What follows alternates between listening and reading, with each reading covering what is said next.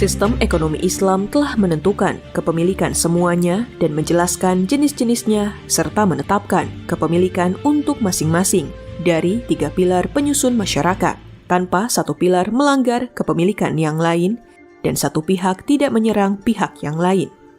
Di dalam sistem ekonomi Islam, tidak ada kebutuhan melakukan nasionalisasi untuk menyediakan harta bagi negara atau masyarakat. Juga tidak ada kebutuhan untuk melakukan privatisasi untuk mengubah kepemilikan umum menjadi kepemilikan pribadi. Kita lihat negara-negara di bawah sistem sosialisme terpaksa memprivatisasi sebagian kepemilikan umum karena tampak jelas bagi mereka banyak dari manfaat-manfaat itu produksinya menjadi melemah ketika menjadi kepemilikan umum. Hal itu memaksa mereka mengalihkannya menjadi kepemilikan pribadi, tetapi tanpa batasan tertentu atau undang-undang yang fix yang menjelaskan apa yang dialihkan dari kepemilikan umum menjadi kepemilikan pribadi dan apa yang tetap menjadi kepemilikan umum. Kita juga melihat negara-negara di dunia kapitalis mengalihkan kepemilikan pribadi menjadi kepemilikan negara ketika mereka melihat bahwa sebagian kepemilikan itu tidak mampu dijaga oleh individu dan harus dimiliki oleh negara. Itulah yang diserukan oleh kapitalisme Keynesian pasca Perang Dunia Kedua, ketika banyak industri terancam ambruk dan produksinya menurun. Demikian juga yang dilakukan oleh pemerintah Amerika Serikat selama krisis finansial terakhir, ketika pemerintah Amerika Serikat memiliki sebagian besar perusahaan otomotif dan juga perbankan, dengan alasan terlalu besar yang mengharuskan semua itu dimiliki oleh negara supaya tidak ambruk. Sosialisme terpaksa mengakui kepemilikan pribadi tanpa batasan, meskipun sebelumnya diingkari. Sebaliknya, kapitalisme terpaksa mengakui kepemilikan negara tanpa batasan, meskipun ideologi kapitalisme mengingkari kepemilikan negara. Islam menciptakan keseimbangan antara 3 kepemilikan dan membatasinya dengan kaidah-kaidah yang jelas. Karena itu, tidak perlu ada privatisasi terhadap apa yang pada asalnya merupakan milik umum dan tidak perlu ada nasionalisasi terhadap apa yang pada asalnya merupakan milik pribadi. Negara tidak menembus ke harta masyarakat melalui pajak untuk membiayai apa yang menjadi kewajiban negara. Adapun negara dalam sistem kapitalis mengambil harta masyarakat dalam bentuk pajak untuk membiayai apa yang menjadi kewajibannya. Kita memperhatikan di negara-negara barat, khususnya Amerika. Negara membelanjakan di daerah-daerah kaya yang membayar pajak banyak, berbeda dengan yang dibelanjakan di daerah-daerah miskin, khususnya daerah orang negro. Kita juga memperhatikan banyak orang kaya, khususnya para pemilik perusahaan raksasa, menyembunyikan banyak harta mereka agar tidak kena pajak yang berdampak pada roda produksi. Ini karena banyak alat produksi di negara terhalangi dari banyak dana yang disembunyikan untuk lari dari pajak.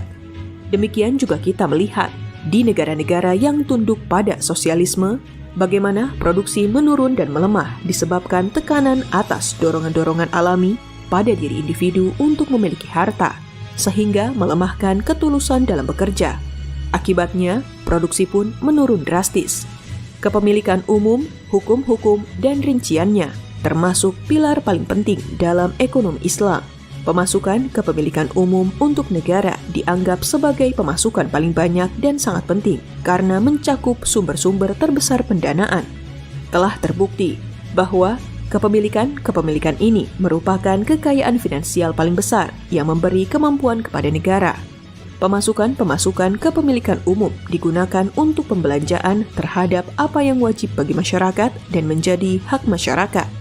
Di antara hak paling penting yang wajib dijamin untuk umat secara sempurna adalah pendidikan, pemeliharaan kesehatan, keamanan pangan, keselamatan, dan kebersihan lingkungan. Juga berbagai sarana komunikasi dan apa saja yang menjadi fasilitas publik, seperti jalan, bandara, pelabuhan, dan sebagainya. Semua itu merupakan hak masyarakat, yakni milik umat secara umum dan bukan milik individu tertentu. Rasul Shallallahu Alaihi Wasallam bersabda, "Siapa dari kalian yang bangun pagi, dia sehat badannya, aman pada minumannya, punya makanan untuk harinya, maka seakan dia telah diberi dunia." Hadis riwayat Al-Bukhari, At-Tirmizi, Ibnu Majah, Ibnu Hibban, dan Al-Baihaqi. Rasul Shallallahu Alaihi Wasallam menetapkan keamanan, kesehatan, dan makanan sebagai hak masyarakat dan harus disediakan. Harta-harta milik umum adalah harta-harta milik masyarakat. Karena itu, untuk masyarakat lebih utama dibelanjakan dari hartanya sebelum dibelanjakan dari harta individu. Demikian juga Rasul Shallallahu Alaihi Wasallam telah memikulkan kepada masyarakat tanggung jawab memberi makan orang yang kelaparan dalam kondisi di tengah umat masih ada orang yang tidak ada yang menanggung nafkahnya dan memenuhi kelaparannya. Rasul Shallallahu Alaihi Wasallam bersabda, penduduk negeri manapun yang berada pada pagi hari, sementara di tengah mereka ada orang yang kelaparan, maka jaminan Allah telah lepas dari mereka. Hadis riwayat Ahmad, Al-Hakim, dan Abu Ya'la.